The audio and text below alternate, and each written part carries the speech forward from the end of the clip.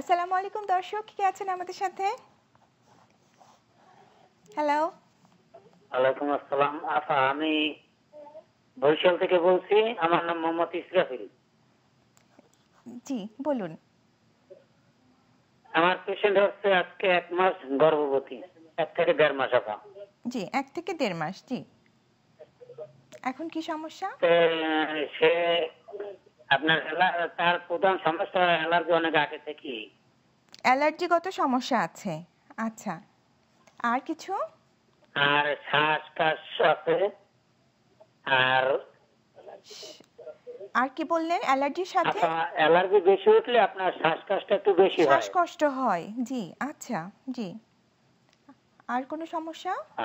আর আপনার খাবার দাবার একবারে খাবার দাবার টোটালি খেতে পারে না, কোনো খাবারই না।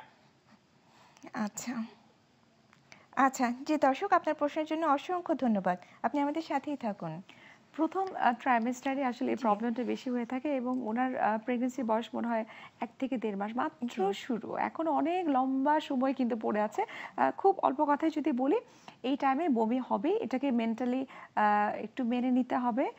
এই কাউন্সিলিং করাটা না অনেক বেশি গুরুত্বপূর্ণ, সেটা গাইনোকোলজিস্ট করতে পারে, পরিবারের সদস্য যারা রয়েছে তারা কিন্তু করতে পারে, যে এই সময়টাতে একটু রুচির এদিক সেদিক হবে, বমি হবে, কিন্তু তারপরে কিন্তু খেতে হবে, কিন্তু সেই খাওয়াটা যেন কোনো বোরিং খাবার যাতে না হয়। আমি কিন্তু বারবার বলছি যে খাবার মধ্যে যদি একটু ভ্যারিয়েশন নিয়ে আসা যায়, কেউ যদি অমলেট খেতে না পারে সে পোচ করে খাক, যদি এভাবে ডিম খেতে না পারে সে এগ পুডিং খেতে পারে, মানে খাওয়া দাওয়ার একটু ভ্যারিয়েশন আনতে হবে। আমরা আরেকটা ফোন কলে যাচ্ছি।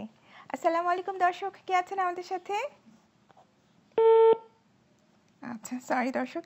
জি, আপা যেমন যেটা বলছিলাম যে ওনার আরেকটা সমস্যা যেটা বলছিলেন, ওনার আসলে অ্যালার্জি, এবং অ্যালার্জির জন্য অনেক সময় শ্বাসকষ্ট হয়। সেক্ষেত্রে অবশ্যই ডাক্তারের পরামর্শ অনুযায়ী মেডিসিন গ্রহণ করতে হবে, কারণ প্রেগন্যান্সি একেবারে ভিন্ন একটা জার্নি বলা যেতে পারে। এই টাইমে যদি অ্যালার্জির প্রবলেম থাকে, মানে আপনি কি সাজেস্ট করেন যে অ্যালার্জি যদি থাকে, ইন জেনারেল যদি অ্যালার্জি থাকে, তাহলে আমাদের কি কি খাওয়াটা অ্যাকচুয়ালি অ্যাভয়েড করা উচিত? কমনলি কিছু আমরা খাবার খেতে নিষেধ করি, যেমন তার মধ্যে প্রথমে যে চিংড়ি জাতীয় খাবার। চিংড়ি, হ্যাঁ, অনেকের ক্ষেত্রে দেখা যায় বিফের প্রবলেম হয়।